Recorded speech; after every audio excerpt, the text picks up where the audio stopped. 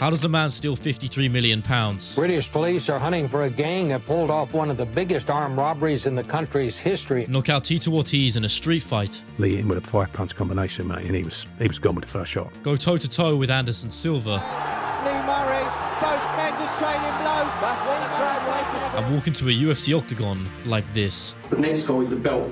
And whoever gets in my way to me getting to that belt, they're going to get knocked out. Lightning Lee Murray's story reads like something out of an action movie script. But this tale is as real as it gets. Lee Murray, just a scary man. You've only got to get touched by Lee, and that was it. It was lights out. He would have been double Conor McGregor. Yeah. He would have been a world champion, no doubt. He was a part of the biggest bank robbery in like the history of Great Britain. Fucking lock, stock, and 2 smoking barrels type shit.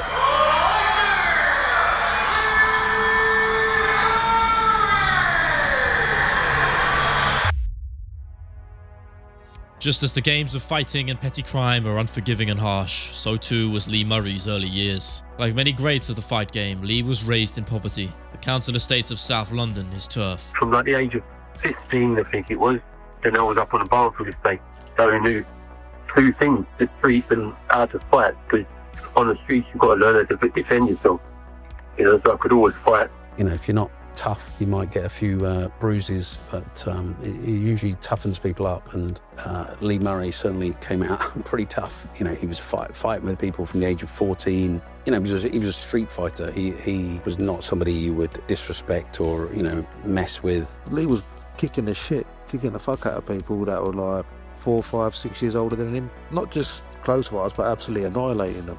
There was a lot of hype about him. A father absent at best, violently drunk at worst, that lack of parental guidance would send Murray down the route towards the drug trade and street violence. Acts and decisions which he would go on to regret, but ones which hardened the mind and body, perfected and primed to become a fighter, even if he didn't know it yet. Through his various crimes, Lee would be in and out of juvenile detention, eventually bonding with a former schoolmate and future accomplice, Paul Allen. A key player in the heist they would go on to take part in years later, but here their scope was limited to drug deals, driving luxury cars, and countless street fights. And it was through those fights that Murray's natural skill was evident, and the logical next step towards a legal route was taken. But I see natural talent now. I thought, wow, you've got some talent. But he was as green as the grass as boxing. We struck a relationship and I started coaching him. His power was something else. You know, just such a natural talent. He had a mission and a vision, and he was wanting to be the best in the world, at least the best possible version of himself as a fighter. I just looked at him and thought, Jesus, something special.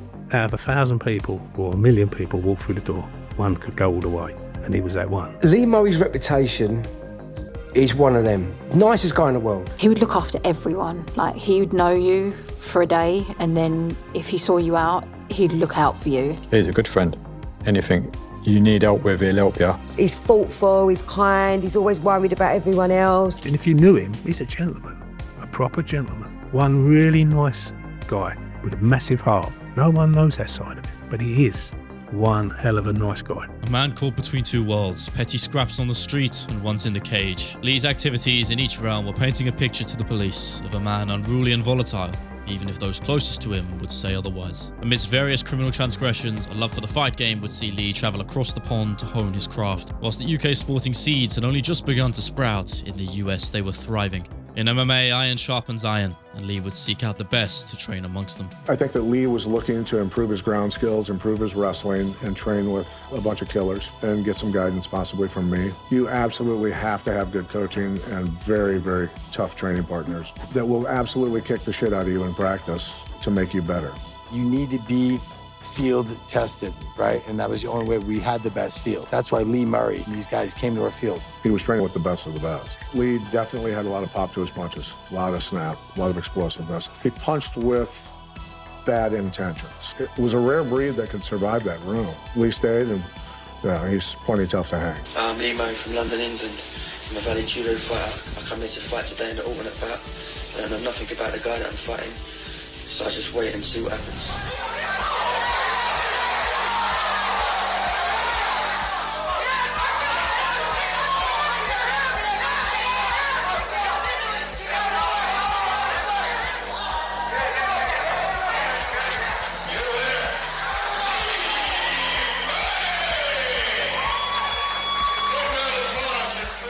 Amassing a 5-1 record by 2002, every win via finish was a testament to his hardened nature, with every punch thrown to finish the fight. His vicious mentality within the cage had never wavered out of it either, and that same year, one event would define Murray's career and be immortalized within the pages of MMA lore forevermore. UFC 38 marked the first time the company had hosted an event in the UK, more specifically Lee's home turf of London. And though he was not yet fighting under those three letters, lightning was still ready to strike that night. I didn't hear about Lee Murray until the night of that fight in London. It was post-fight in a super exclusive club in London. The drinks were flowing. At one point, I remember Lee just starts pounding shot after shot after shot. Free booze and fighters, not always the best idea. Someone jumped on my back and wrapped their arm around my neck like they were choking me. I could feel that they were not attempting to choke me. It was more of just playful. And Paul Allen out of nowhere blasts him with the right hand and launches him. He hit him and he fucking spilled ragdolling across the cobblestone. Like, I swear, right as the body came to rest, Tito seized it. And Lee sees Tito. He goes, "Oh, your boy got knocked the fuck out." And then Tito went for Lee. As he ran at Lee, throwing a left hook, Lee hit him with a 5-punch combination, mate, and he was gone with the first shot. Crack, crack, crack, crack, crack. A 5-punch combination, literally 5 punches. I know I've heard that story. He dropped him, didn't he? Put Tito a kip. Yeah. Tito was the king of the cage, and he was the man. Yeah, Tito was the biggest star of the UFC at the time. Tito Ortiz and a man named Lee Murray got into a street fight, where apparently Tito Ortiz got knocked out by Lee Murray. Not true, at all. He dropped me for a second, I came to my feet and I clinched him. I threw a few knees, then the police broke us up, and that was it. That was the fight, that was the event. I observed that fight, and I saved his ass from taking more punishment. It's clear cut. I watched it happen. In a time where video recordings were less than common, this was an ordeal that remained shrouded in mystery. The exact events of that night in London will never be known outside of eyewitness testimony from the sport's greats, but the consensus of Tito Ortiz lying out cold on the street pointed to one undeniable fact: Lee Murray was for real. Oh, big punch, big punch! Lee Murray's got him. Lee Murray has got him. What an upset!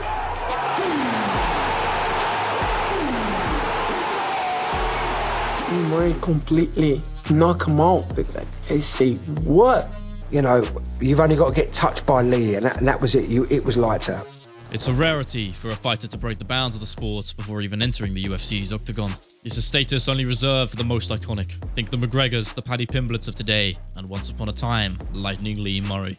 His storied reputation on the street, as well as the cage, had caught the eyes of not just the UFC fans and fighters or UK police, but now finally the top brass. As the company entered its golden era, the gradual shift of theatrics and money over fighting principle were taking place. Storylines and the fighters within them were granted top billing and priority. And despite Lee's relative lack of experience compared to other UFC alumni, his duel with Ortiz would lead Dana White to finally make that call. I'm nervous for every fight I take. Everybody gets nervous. That's part of being human. If you don't get nervous, if I didn't get nervous, I'd be worried. It's your dream, man, all right? Your dream. Don't let no one take it away from you. Come on. Nobody. What are we going to do? When we was in the changing room and he got the gear out and put it on, I went, what the fuck? I didn't even know. When he walked in like that, that's Lee. He's a character, and it showed he's something special. He knew how to sell himself. He knew how to get people's attention.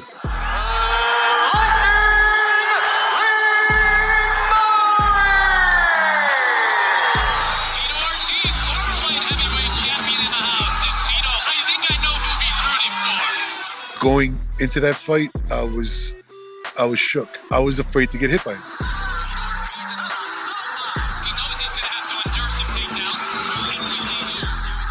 When the fight hit the ground, I remember going, oh boy. And bam, out of nowhere, Lee pulls out a triangle choke. Looking for an arm bar. Look at this.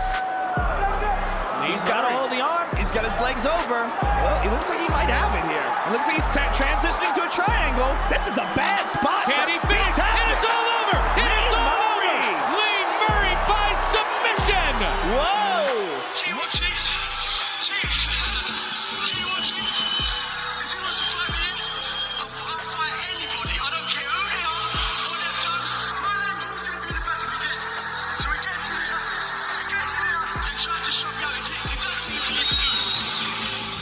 Moments like this are what fight fans live for and are exactly why I started this channel. If you believe in them as I do, then consider supporting my Patreon. In a time where AI-generated content is running rampant and YouTube AdSense is increasingly volatile, every aspect of these videos is meticulously put together by yours truly. And by supporting the Patreon, you allow me to keep telling these stories. By joining my Patreon, you'll get exclusive early access to my MMA documentaries with 0 ads weeks before they hit the channel, as well as extra bonuses such as your name in the credits of every video, creator masterclasses for those looking to do YouTube, and voting power on future projects. How about you bitch? You make that deal? I make that deal. I don't blame you. Damn good deal. Joining the Patreon and supporting the channel is as easy as hitting the link below, but if not, hitting the subscribe button is more than enough. Make sure you guys leave a like for Leo Cooper MMA. Just amazing to be here.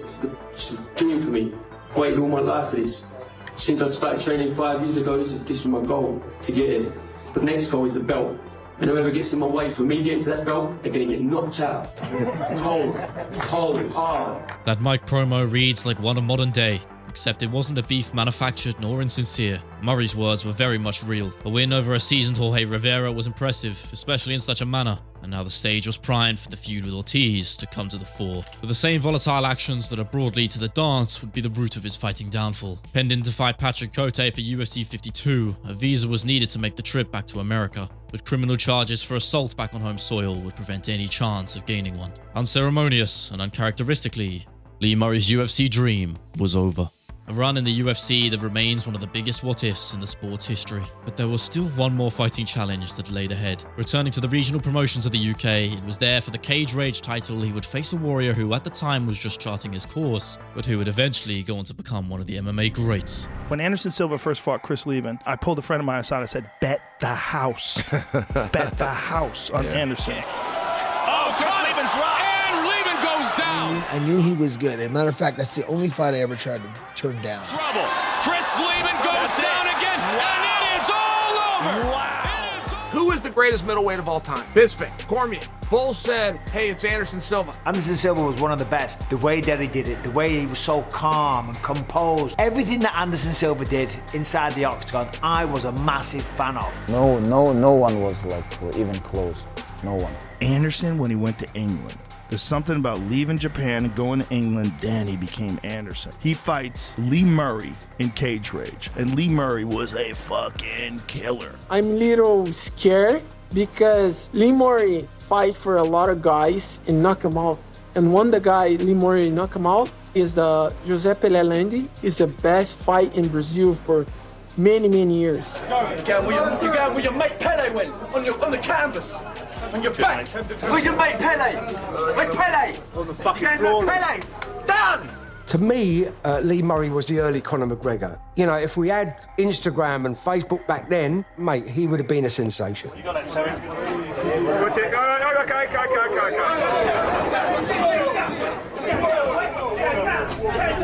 Anderson Silva, Lee Murray, Cage Rage 8. When's the last time you saw something like this at boxing? The crowd so energized. Lee Murray is the best boxing in MMA. I need you to move. I never stop inside the cage. Never stop in the front, Lee Murray. Silva, I think, felt his power, and he went, well, I'm not going to mix this guy. I'm just going to kick him. And he destroyed Lee's legs with kicks and took Lee down. Lee Murray to his back again. Anderson Silva trying to throw those body shots. Well, what a first round. I think my pride got carried away, and I wanted to show the world that I can stand with this guy. He was the one that fought a smart fight. There we go again. Silva split. But he did a knee. Lee Murray, both men just trading blows. That's what the crowd like to see. Anderson Silva's taking a couple, and they move to ground. Anderson Silva with a good takedown. Both men to their ground. 3 rounds later. I think it's Silva. I think Silva's got this. What else can we say, Rob? Obvious decision in our books. Murray may not have had his hand raised, but he had fought admirably, succeeding in stints against a man who would go on to dispatch everyone ahead of him with ease. For Silva, a legacy now revered, and for Murray, a dark downfall to his life of old.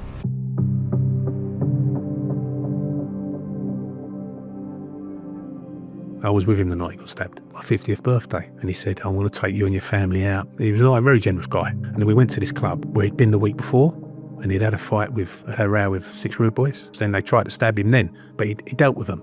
He banged them all out. phone calls were made, and then when we come outside, it all erupted. I felt like someone hit me in like my forehead.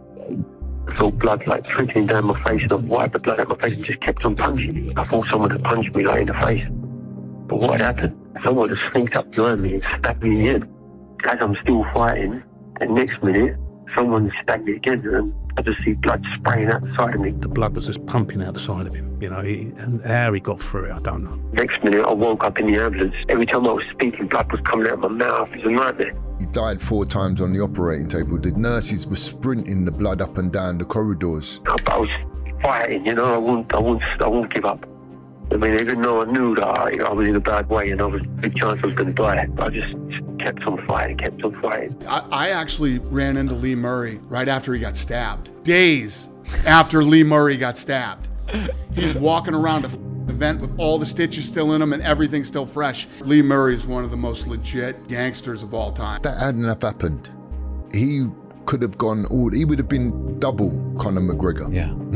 He would have been a world champion, no doubt. A punctured lung, a severed artery, bleeding out and on the brink of death. Such grave injuries were more than just a setback. In a sport where the margins between victory and failure are thin, and any advantage gained is crucial, Murray's dance with death would mean he could no longer compete at the top level. His work ethic and desire to reach the sports summit were no doubt still there, but the body was not. Lee had lost his one outlet in life through his own actions. With that, a priority shift to achieve golden glory of a different kind. Tempted back into a life of crime, a plan was hatched. Conspiring with Paul Allen and a crew of 5 others, they would attempt to pull off the heist of the century. One which, if successful, would launch him into legend. British police are hunting for a gang that pulled off one of the biggest armed robberies in the country's history.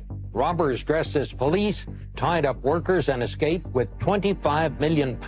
The Bank of England confirmed that at least £25 million was taken, and it could be much more. The true figure could be as high as 40 million, making it the biggest robbery the country's ever seen. There was so much cash, the bandits needed a full hour to load it into their truck. And they say it could take several more days till we know the total figure. The gang behind the raid were armed and dangerous.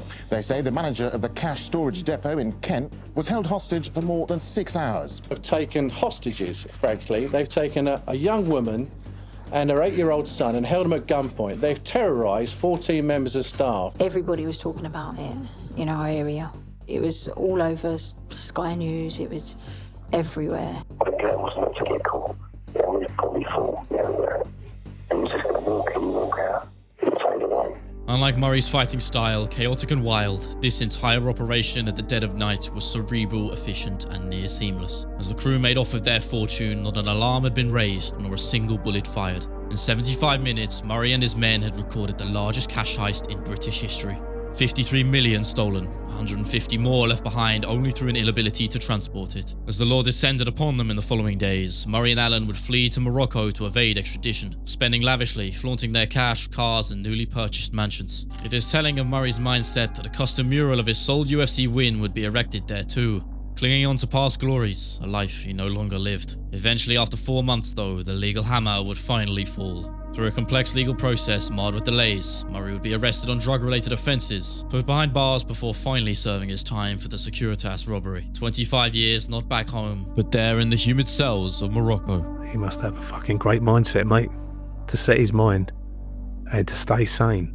It's unbelievable how he's coping with it, as a lot of men would have folded. You know, he's living dead, basically. It's like, I mean, you know, his children have grown up without him. I don't believe Lee Murray is a bad person. Yeah, I feel very sad, you know, because that situation is not good, you know, especially because I think Lee Murray don't have a chance for prove different, you know. Every single person in this world needs one chance, you know, for change. If there ever was a constant throughout the life of Murray, is that there were never any half measures. Whether it was petty crime on the streets, fighting under the UFC's banner, or pulling off the heist of a lifetime, everything was done with full intent and commitment. That mindset was one of a champion, and perhaps in another life, Murray would have become exactly that. And although a different path was taken, sitting inside a cell of steel bars and not metal wire, Lightning Lee Murray's legacy is immortal. No, I wouldn't change what I've done. I am who I am today, and back then I was a wild man. I didn't think right, you know, I didn't think ahead, didn't think of the future. You know, the way I think now is totally different. I'm sorry for what I've done. I'm sorry to the victims of the robbery. I hurt our people. I hurt my own family as well. I made them victims. All I can is just open up my own gym. If I can't fight, then I'm obviously going to still be involved in MMA. You know, there's no way I could live no fighting for life. Fight is my blood. If I'm not in there fighting myself, I'm going to be taking people in there. I need to win that UFC title. My story isn't finished. So this is in the end.